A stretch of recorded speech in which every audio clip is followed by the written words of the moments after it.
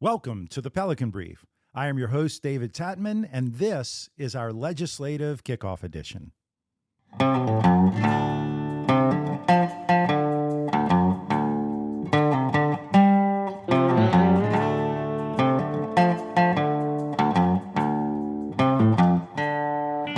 Welcome to the Pelican Brief with your host, David Tatman.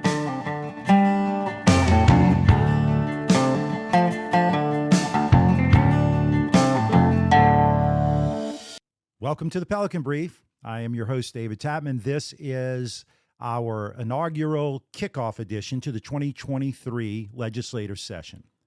So we wanted to give our audience a little bit of background about what's going to happen during the session and the structure and all of those sorts of things. So the Louisiana Legislature convenes in a regular session every year. In odd-numbered years, the session is referred to what we call a fiscal session. Each legislator can file as many fiscal bills as they want.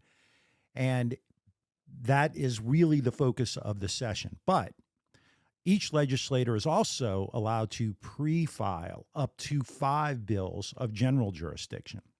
And so that's kind of where we are. It'll be a limited number of general jurisdiction bills, and there's an unlimited number of fiscal bills. Now, once the pre-filing deadline comes, legislators can file up to 5 more fiscal bills for the first 10 days of the session. So there could be some more fiscal bills, but generally speaking, the legislative bill count is actually kind of low. It's not as big as it's been in previous years. I'd also want to tell you that this session is a little bit shorter than the regular sessions in even-numbered years, the general jurisdiction sessions. So, for example, the legislature can meet for no more than 45 meeting days, or no more than 60 calendar days can the session go. So the session has to end by June the 8th at 6 p.m. So it gives a little bit of a time frame about what we're looking at. So it's important to remember that this is an election year. In the fall, all legislative seats and all statewide elected officials, they're all going to be on the ballot. And we know that we're going to have a new governor because John Bel Edwards is termed out. We know that we're going to have a new attorney general and state treasurer because Jeff Landry and John Schroeder are running for governor. And we know we're going to have a new insurance commissioner because Jim Donelon has announced that he's not seeking reelection. So with that background, let's talk about the major issues that we can expect during the regular session. Money is going to be a big issue. For the past several years, we have experienced budget surpluses. So the question really is, how will the legislature spend that money? There are a lot of proposals. There's a lot of programs that the legislature would like to fund. But the reality of it is many people may want different things.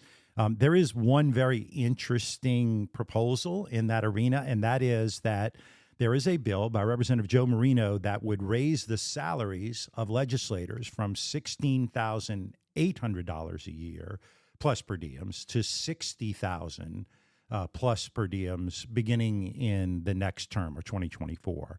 The legislature can vote on their own salary, so that's why they have to do this. No one else is in control of that.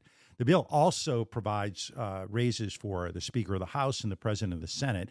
It does something a little different, too. It creates a CPI index on salaries so that each year as the CPI grows, it would grow. So that'll be an issue, a controversial issue that, for those of you who have been around a long time, was visited during the Jindal administration. The bill was actually passed, and it was vetoed by Governor Jindal. So other big issues on the horizon that we should be looking for: insurance.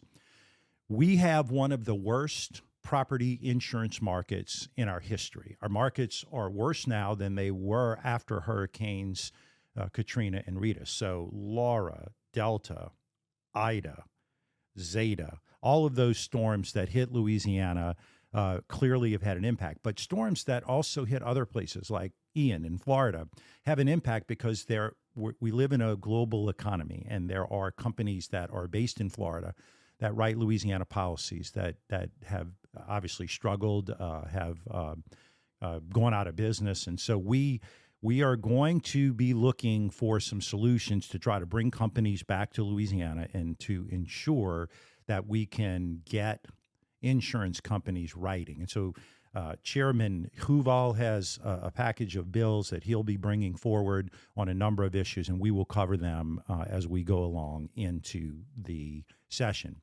Another big issue is going to be, because we're in a fiscal session, you're going to hear a lot about tax reform.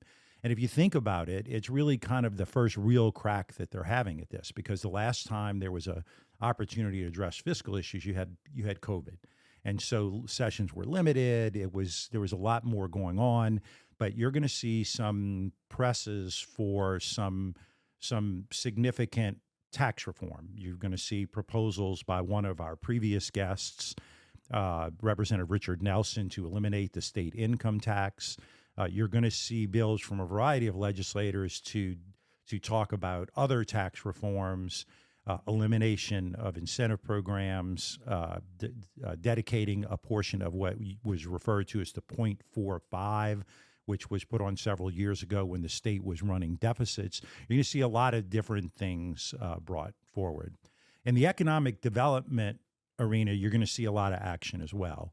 You're going to see a bill by Speaker of the House, Clay Schexnayder, to extend the sunset on the motion picture tax credit program, a program that has created thousands of jobs and has really had an incredible ripple effect across our state, and really has allowed people to stay in the state of Louisiana and work, reverse the brain drain, create high quality, high paying jobs. There's no pollution coming out of a motion picture production. And so there's a lot. It's very important to our economy, particularly as we're losing jobs in other sectors. There's also going to be bills dealing with things like the angel investor tax credit. So let's move on to criminal justice. Guns, guns, guns. There's going to be bills going every way on guns. There are going to be several bills on abortion that are going to go through criminal justice, because they're going to talk about the current state of the abortion laws in Louisiana. There will also be a bill to ban the death penalty in Louisiana. That's something that has been discussed, and you've seen some newspaper articles on it and some comments from our governor. Transportation is always on the agenda. I mean, from whether or not we should allow for toll roads to the backlog of our construction projects. And doesn't matter where you are in the state, there is some major transportation project that is behind, isn't fully funded. And of course, it's an area that if you want to bring business and industry to the state of Louisiana, you have to create an infrastructure that works. So let's move on to labor. Minimum wage is kind of back in the mix. I mean, I've been doing this for a long time. I don't ever remember minimum wage not being an issue during the legislative session. The interesting part is there aren't very many people paying wages right now below $15 an hour. I know in my company and all of my small business associates that I work with, no one can get anyone to work for really not only minimum wage, but way above minimum wage. And so right now there is a giant problem in our state and in our country with getting people back into the workforce after COVID. There's also going to be some discussion around unemployment compensation, and so you see a few bills on that. Education is going to be a big issue. I have a little bit of background in that as a former school board member in East Baton Rouge Parish. Best title ever, former school board member. Education savings accounts are going to be discussed, and I think it's something that is going to draw a lot of attention for a variety of reasons, and you're going to see a lot of debate on it, and we'll keep you up to date on that. Teacher pay raises, that's going to happen. The question is, how much are the teachers going to get? And how sustainable is it over the long term? Some other interesting issues that are going to come up. There's a bill by Paula Davis that kind of goes to the heart of some of the things that have been happening with Ticketmaster across the country. Paula Davis has a bill that basically would say that when you buy a ticket to a concert or a live event, you own it. And so you should be able to resell it. You should be able to put it on another platform. You should not be limited to just Ticketmaster. You should be able to sell it on StubHub or SeatGeek or Facebook Marketplace.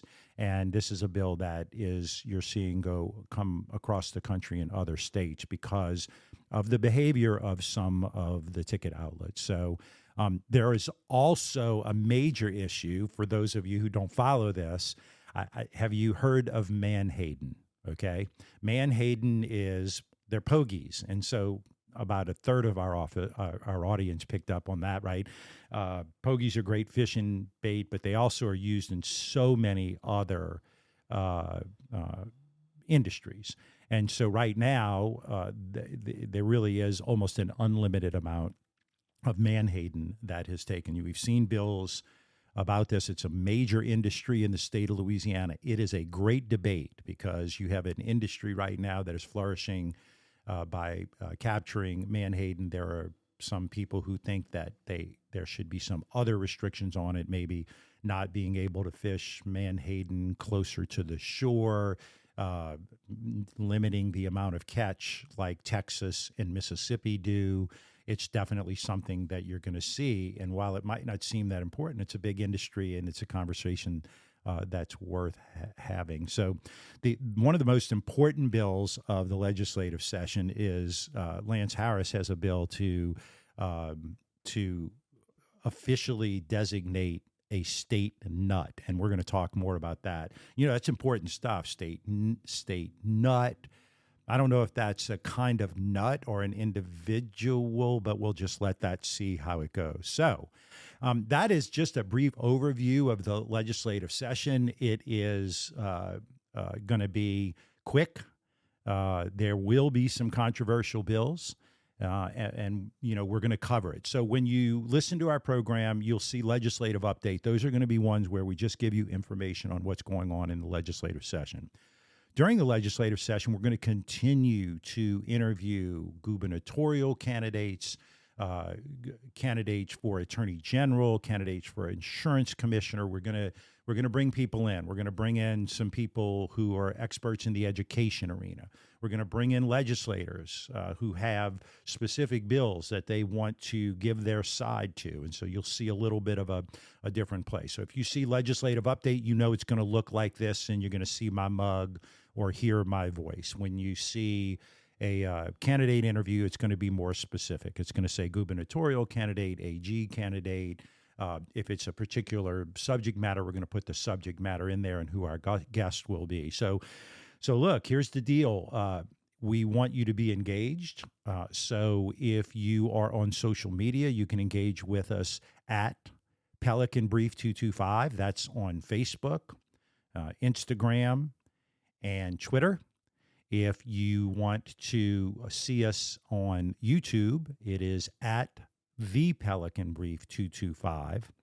And if you would like to email us, it is thepelicanbrief225@gmail.com. So please go out, share, like, subscribe. We do not generate revenue off of this. This is clearly and specifically an informational program to try to let our audience, our clients, and people around the state know what's going on. So please like, share, subscribe wherever you can. If you have a take, put it on social media, email us, call me. If you have a good take, we'll mention it on the show. If you have a great take, you will likely be a guest on our show. So that's it for right now.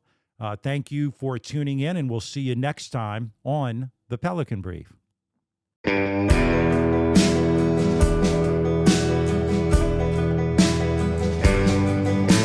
The Pelican Brief is an off-script production.